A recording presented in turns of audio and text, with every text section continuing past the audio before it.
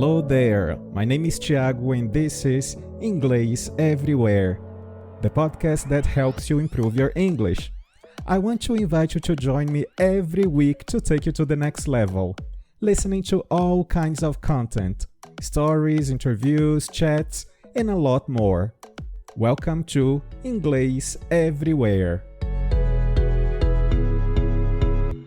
Olá, ouvintes do Inglês Everywhere, sejam todos bem-vindos a essa nossa semana de Natal. E por conta disso, vamos ter 2 episódios especiais dedicados ao Natal. O episódio de hoje é sobre a história de Papai Noel.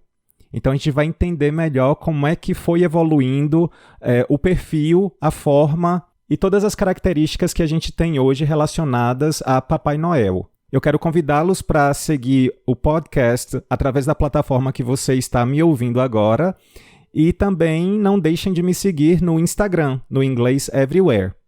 Eu vou então agora compartilhar com vocês 3 palavras que vão aparecer na história sobre o Papai Noel, para que assim você consiga expandir ainda mais o seu vocabulário, o seu repertório no idioma.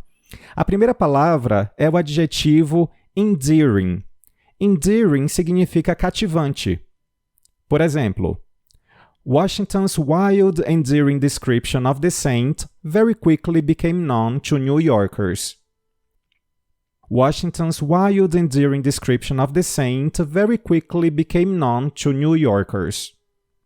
A segunda palavra é o adjetivo gorducho, que é utilizado para descrever Papai Noel, a figura de Papai Noel. E a palavra que tem essa conotação mais informal é roly-poly. Roly-poly. Neste Santa was a jolly roly-poly old man. Neste Santa was a jolly roly-poly old man. E por fim, a gente tem o verbo depict. Depict significa retratar, representar um personagem, no caso. Por exemplo, this Santa was usually depicted outside the world's largest soda fountain. This Santa was usually depicted outside the world's largest soda fountain. E também é possível utilizar o substantivo depiction, que vocês vão ouvir algumas vezes. Depiction, o substantivo, a representação, e o verbo depict, representar, retratar. And now, without further ado, let's listen to the history of Santa Claus.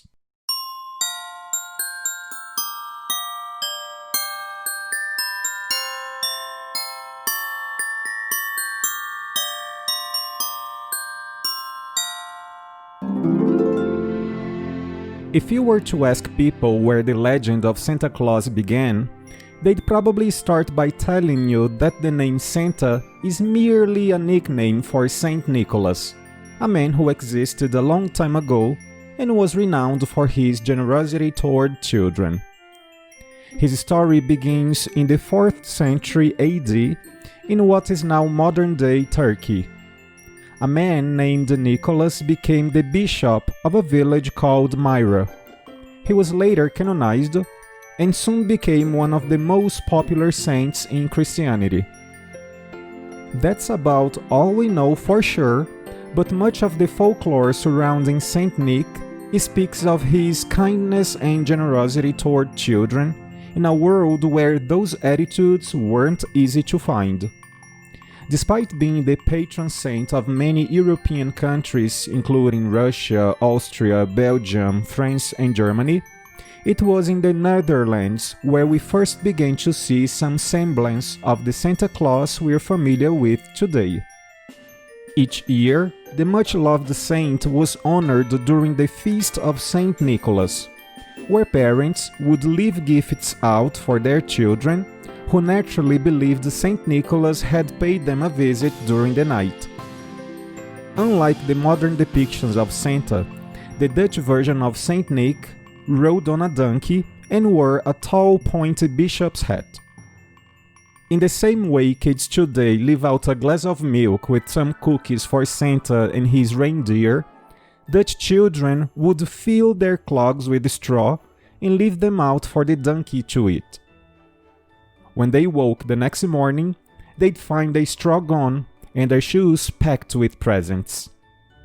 Like most myths, the story of Saint Nicholas evolved and became embellished over the years, and given their fondness for him, it is hardly surprising to learn that in 1664, the legend of Saint Nicholas traveled across the Atlantic to Dutch colony of New Amsterdam, or as it's known today, New York City. In the 200 years that followed, and as a means of preserving their culture and traditions in the face of British settlement, a group of Dutch intellectuals gathered together and called themselves the Knickerbockers. A prominent member of the group was a writer named Washington Irving, who published a book called The Knickerbockers' History of New York, containing satirical versions of Dutch traditions and stories. Throughout the book, there were several dozen references to a Sinterklaas, an adaptation of Saint Nicholas, accompanied by details of him flying across the sky in a wagon and dropped presents down chimneys for good little girls and boys. Washington's wild and endearing descriptions of the saint very quickly became known to New Yorkers. The English settlers enthusiastically adopted the joyful Dutch celebrations of St. Nicholas Day, and gradually began to combine them with their own traditions of celebrating Christmas and the New Year. When it comes to pronunciation, it's easy to see how Sinterklaas could translate to Santa Claus when you apply the accent of an English-speaking New Yorker. Clement Clark Moore was a friend of Washington Irving and another important contributor to the picture of Santa we have today. Teresa Chris, author of the book The Story of Santa Claus, wrote that in 1822, Moore sat down to write his children a Christmas poem, having been inspired by Irving's tales. Clement's poem, originally titled A Visit from St. Nicholas, soon became known as the classic The Night Before Christmas, and was so popular that within a decade it had become canon with regard to the Santa legend. When writing the poem, Teresa said Clement made a few alterations to the Sinterklaas legend to make the story more relatable to people from a British Anglo background, and it's interesting to note how his alterations still manifest in the Santa mythology of today. The clogs the Dutch children left by the chimney corner on December 6th became something all children could relate to in cold weather.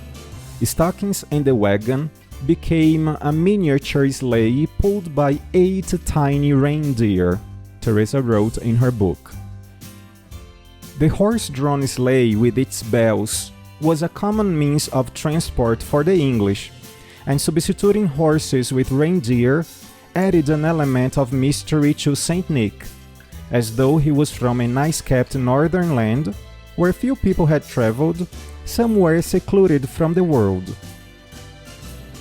It's believed that Clement never intended for anyone, other than his family, to hear a visit from Saint Nicholas. He allegedly even refused to admit he was the author. Despite his objections, the poem wound up printed anonymously in the New York Sentinel on December 23, 1823. Some say it was thanks to Clement's wife Catherine Taylor, who liked the story so much, that she sent copies to her friends. The mythology connecting Santa with the Christmas period had been well and truly established by this stage, but there was still some discrepancy around what exactly Santa looked like. In the mid-1800s, it was popular to draw Santa Claus either in his bishop's robes or as a man with a pointed hat, long coat, and straight beard. It wasn't uncommon to see Santa drawn as quite tall and gaunt. This changed in 1863, when Harper's Weekly hired a 21-year-old named Thomas Neste to draw a picture of Santa Claus bringing gifts to troops fighting in the American Civil War. The Santa that Thomas drew combined Clement's description from The Night Before Christmas with the all-too-familiar propaganda image of Uncle Sam. Neste's Santa was a jolly, roly-poly old man who wore a star-spangled jacket, striped pants, and a cap. It was so popular that every year, for 40 years, when the magazine asked Neste to draw Santas, he stuck with the same concept, although he did eventually drop the stars and stripes in favor of a plain wool suit. Although this woolen suit was sometime green, Neste popularized Santa Nick's famous red clothes more than 4 decades prior to the Coca-Cola company's depiction of Santa, contrary to the rumor that Coca-Cola made Santa red. If the American Santa Claus took shape by repetition, then it's fair to say that Coca-Cola led the charge through much of the 20th century, although it would be unfair to say Coca-Cola invented Santa. The company's relationship with Santa began in the 1920s, when Coca-Cola first began advertising in American magazines like the Saturday Evening Post during the festive season. The ads used images of a man dressed as Santa, not dissimilar in appearance to the Santa Claus in Thomas Neste's depiction from the mid-1800s. This Santa was usually depicted outside the world's largest soda fountain and visiting high-profile department stores, and things stayed that way up until the 1930s.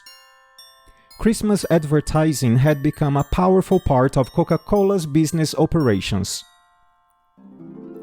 In 1931, the company commissioned the service of Darcy Advertising Agency and Michigan-born artist Haddon Sundblom to create a campaign featuring a more wholesome and approachable Santa Claus, something that captured the true essence of Santa himself and wasn't just a man dressed up in a costume.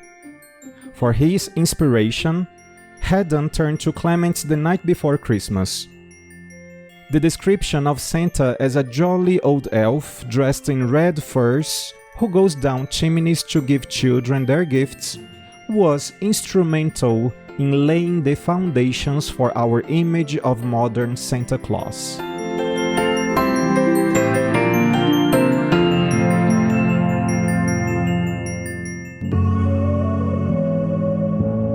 Thanks for listening.